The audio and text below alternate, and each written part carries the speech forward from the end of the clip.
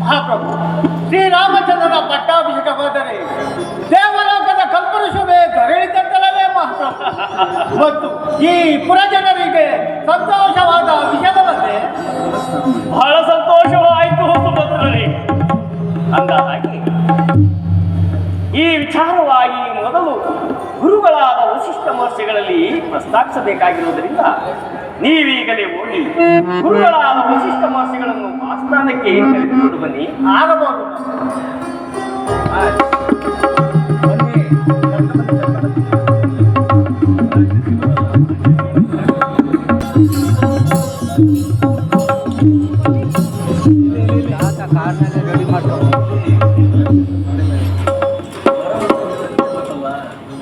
ಗುರುದೇವ, ತಮಗೆ ವಂದಿಸುವೆ.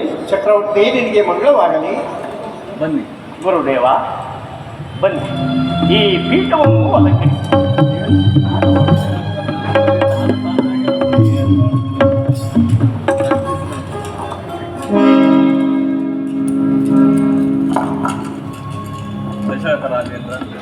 ದಶರಥ ರಾಜೇಂದ್ರ, ಗುರುದೇವ, ನನ್ನನ್ನು ಇಷ್ಟೊಂದು ಜಾಗ್ರತೆಯಿಂದ ಕರೆಸಲು ಕಾರಣವಾದರೂ ಏನು?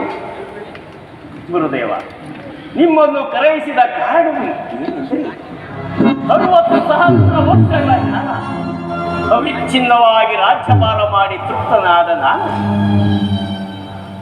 ಇನ್ನು ಮುಂದೆ ಈ ಕೋಸಲ ಸಾಮ್ರಾಜ್ಯವನ್ನು ನನ್ನ ಜ್ಯೇಷ್ಠ ಪುತ್ರನು, ಸರ್ವಗುಣ ಸಂಪನ್ನನು, ವಿನಯವಂತನೂ ಆದ ಶ್ರೀರಾಮಚಂದ್ರನಿಗೆ ಪಟ್ಟಾಭಿಷೇಕ ಮಾಡಿ ನಾನು ದೈವಜ್ಞಾನದಲ್ಲಿ ತಲ್ಲೀನನಾಗಿ ವಿಶ್ರಾಂತಿಯನ್ನು ಪಡೆಯಬೇಕೆಂದಿರುವೆ. ಅದಕ್ಕಾಗಿ ತಮ್ಮಗಳ ಅಭಿಪ್ರಾಯ ಹಾಗೂ ಅನುಮತಿಯನ್ನು ಕೇಳುವ ಸಲುವಾಗಿ ತ್ವರಿತವಾಗಿ ನಿಮ್ಮನ್ನು ಇಲ್ಲಿಗೆ ಕರೆಸಿಕೊಳ್ಳಬೇಕಾಯಿತು.